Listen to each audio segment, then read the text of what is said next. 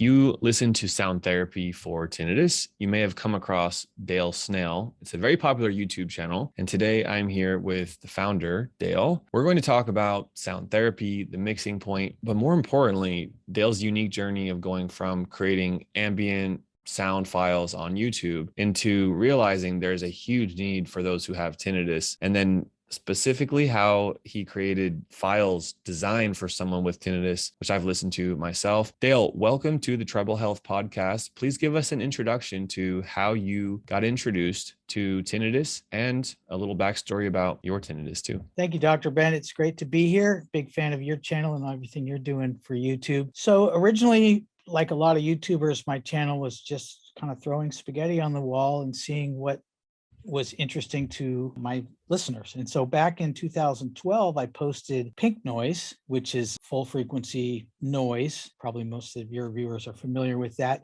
We love pink noise. Yeah. And it was one of these things where YouTube had just unlocked unlimited upload times. Now it's limited to about 12 hours. And so I thought, well, this would be great for audio engineers. And it turns out then the comments started coming in and people said things like, this helps me sleep, this helps with my ringing ears, or my disruptive roommates playing video games at night, and different things like that. And so I realized there's a value there for people that are using noise to help with these external sound disruptions or to give them a little calm, and then also for tinnitus. And so over time, comments would come in, can you do a higher frequency sound? So I covered the broadcast colors, which are commonly known as red, which is also Brownian, gray noise, pink noise, white noise, blue noise, moving up the spectrum, and violet noise. And then about 6 years ago, somebody contacted me and said, can you do something higher than violet noise? And so I said, sure.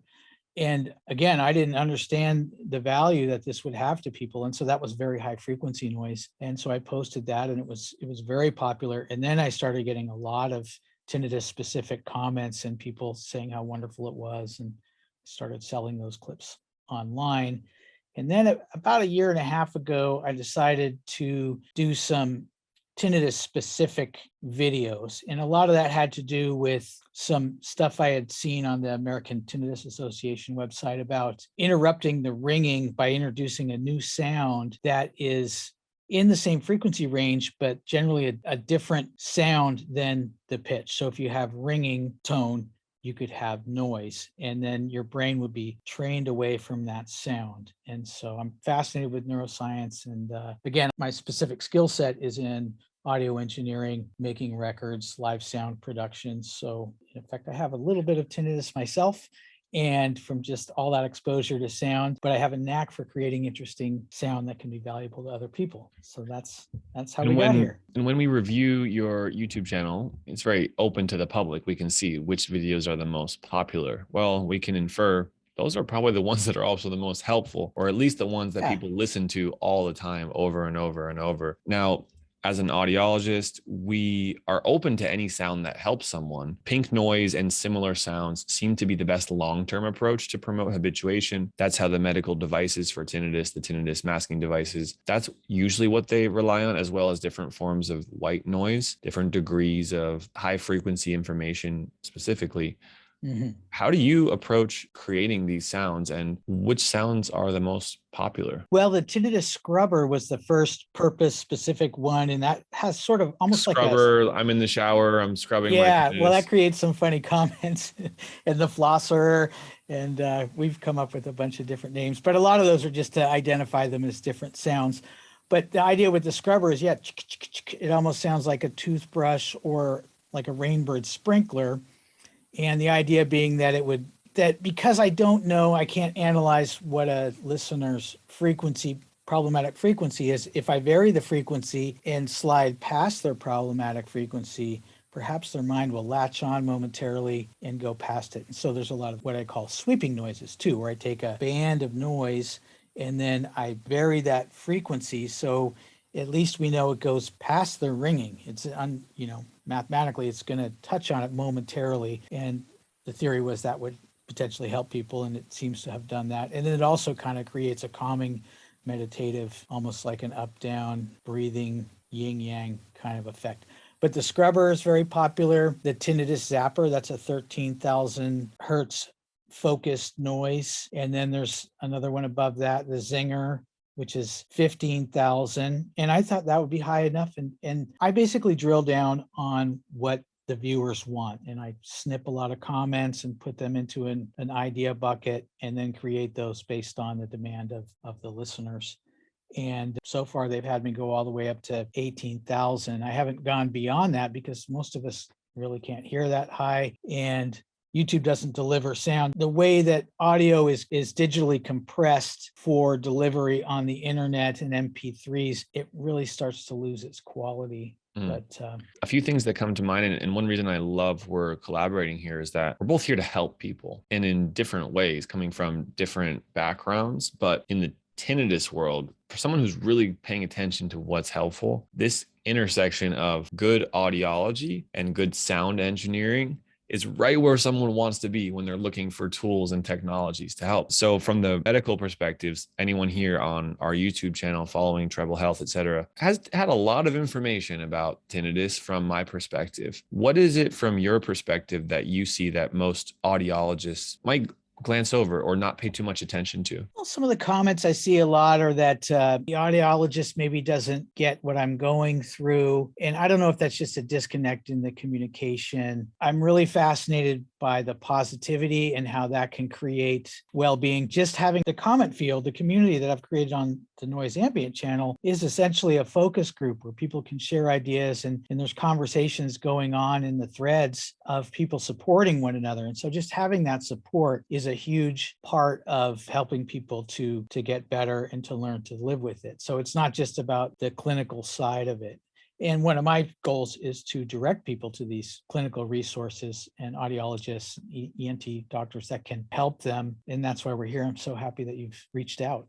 Yeah. I'll share one thing is that when the audiologist approaches sound therapy, the average audiologist will say things like, have some background sounds on, use sound, it will help you habituate. Your hearing aids or tinnitus maskers have different preset sounds in them. You can consider different tinnitus apps as well. A more advanced approach will consider things like playing different samples of sound and asking the patient which one is most comfortable to you, and then making that the primary setting in devices on the ears like tinnitus maskers or hearing aids, and following the tinnitus retraining therapy approach, that protocol, using that consistent low-level background sound over weeks to months can help reduce the perception of tinnitus, promoting habituation in the brain. Mm-hmm. But then there's this world of Bluetooth streaming and an infinite collection of sounds and possibilities, right, of which yours are some of the best. And quite honestly, audiologists have trouble comparing, is your sound better or is pink noise better? Well, your sound, number one, is not programmed inside of the hearing aids. So that makes it a little more challenging to rely on Bluetooth streaming for something consistent. Number two is that because your sounds are independent and relatively new, they're not scientifically studied in what typically takes a lot of resources, time, money to go through that process. So those two factors, I think, create some friction, whereas you might have the best sound therapy that ever existed. It's just that we haven't necessarily tested it. What are your thoughts on those? Well, I think that YouTube in itself is a testing field as creators, whether you're doing woodworking or makeup or whatever you're doing, recovering vehicles, you're testing what works for your audience, and then you see what resonates with them, and then you create more content along those lines. And so I've done that. So essentially, I'm working from a boots on the ground standpoint of what my viewers want. And then when they really like something and start commenting, well, I'd like to see more of this, then I do that. And that's led me to this point. So it's not scientifically proven, but I think there's an interesting point. I don't know if you ever read This Is Your Brain on Music, but it's Daniel Levitin who he was a Stanford neuroscientist, but he's also a music producer, and in the 70s, and then he got into neuroscience. And he started studying how the brain inputs sound in more of a natural manner using music. So instead of testing with bleeps and blips and noise, he would play a U2 song or a Bruce Springsteen song and come up with all these developments. So I think with my musical background, I know that sometimes I crave a song and somebody else might have no connection to that song, but I really want to hear it. And we'll put on music to make ourselves feel better, right? We self-prescribe music to make us feel better, even if it's a sad song. We do this and it makes us feel better. And so I feel that's the same thing that's going on with a lot of these noises. You put it on and you're creating a potential experience, and then some people will really love it and some people won't. And I see that with some people really like Brownian red noise, and other people really like blue noise, completely different types of sounds. So we all have slightly different wiring for appreciating these sounds. And then you come to love some of these sounds, and then you crave them. In fact, there was a comment yesterday from somebody that was almost a little addicted to one of the sounds. That could be another issue. But that's how I see it. So I hope we can get to do some scientific research on what's going on and drill down on it. But I think people feel better when they have some options and they can try something out and feel a connection to it. It's a great point. The options are crucial. And in today's world, there's almost infinite options. So between what your doctor, in our case, Treble Health, says, and what your sound engineering community member who has tinnitus, who's been dedicated to this, Dale Snell, is saying, take what you want from both, and likely they're both valuable, right? Mm-hmm. So for those who are listening, we're going to talk more. We're going to still have a deeper dive into this podcast episode, but I wanted to give you a shout out and a personal recommendation for those listening who have not already. Check out Dale Snell Noise Ambient on YouTube. Find that subscribe button, join his community.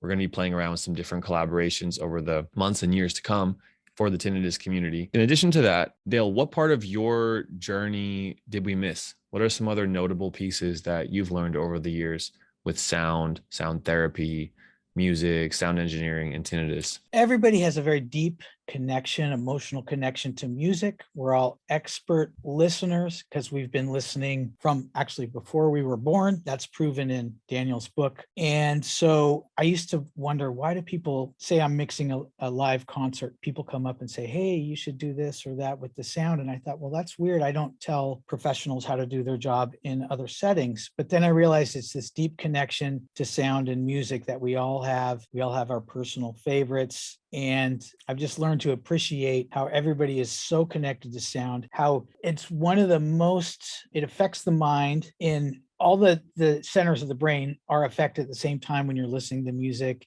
It's tied into language. We don't know if it predates language, but it does things with the mind that are very complex and wonderful. And that's why we're entertained by sound. And noise can do the same thing. It can almost be like a song, you crave a certain thing. And so that's kind of my takeaway so far on the journey. And it's just been fascinating. So thanks for having me on. Well, congratulations for 50,000 YouTube subscribers. And thank you. I want to just ask you, what sounds should someone search for if they've never come across your work or they're new to it? What are the, let's say, 3 different tinnitus sound therapy tracks that you've produced that give a nice variety? So one individual is likely to find one of these 3 to be really helpful. What would you recommend they check out? Well, Pink Noise, the classic, that is probably the most popular. That is the most popular on the channel. And then some people are more soothed by deeper sounds. So there's super deep brown noise, which is a little lower frequency. Some people feel calm from that. Other people, it creates a little more tension. And so the opposite of that would be violet noise,